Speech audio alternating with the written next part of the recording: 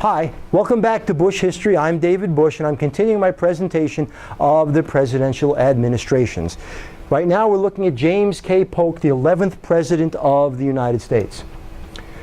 His number 11, his Vice President, is George Mifflin. He was a Democrat, and his term of office was 1845 to 1849. Remember, presidents serve in odd years, and they're elected in even years.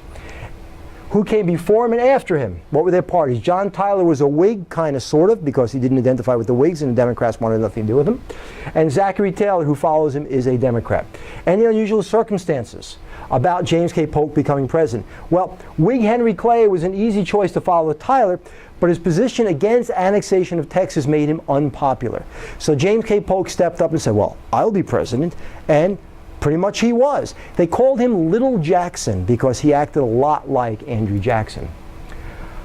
Are there any catchphrases or terms specifically associated with him? Manifest Destiny, John L. O'Sullivan's cry as to why we should go west and is ordained by God.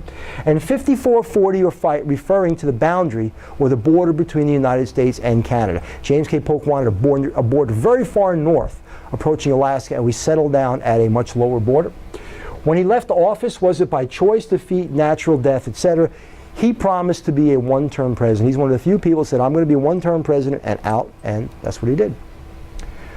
Domestic issues and events, we have the idea about manifest destiny. Manifest means you're showing something. Your destiny is what's going to happen, so we're showing our destiny, that we are going to conquer the nation from coast to coast that we call the United States today. We're going to go from the Atlantic Ocean to the Pacific Ocean, and God said so. In 1846, we get the Independent Treasury Act, and federal funds were to be deposited in small treasuries throughout the country to try to help what was left of the previous banking system and spread out funding in the United States. And in 1848, we have the Women's Rights Convention in Seneca Falls. 1846, foreign policy, we have the Oregon Treaty, settling the border between the United States and Canada. Remember 5440, a fight, we settled at the 49th parallel. Between 1846 and 1848, we have the Mexican War. Now, people get confused about this. There's more than one war with Texas. There was the Texas War for Independence. That's the one with the Alamo. The war, Mexican War, 1846 to 1848, was a border dispute between the United States and Mexico as to whether the Nueces River or the Rio Grande River was the border between the two nations.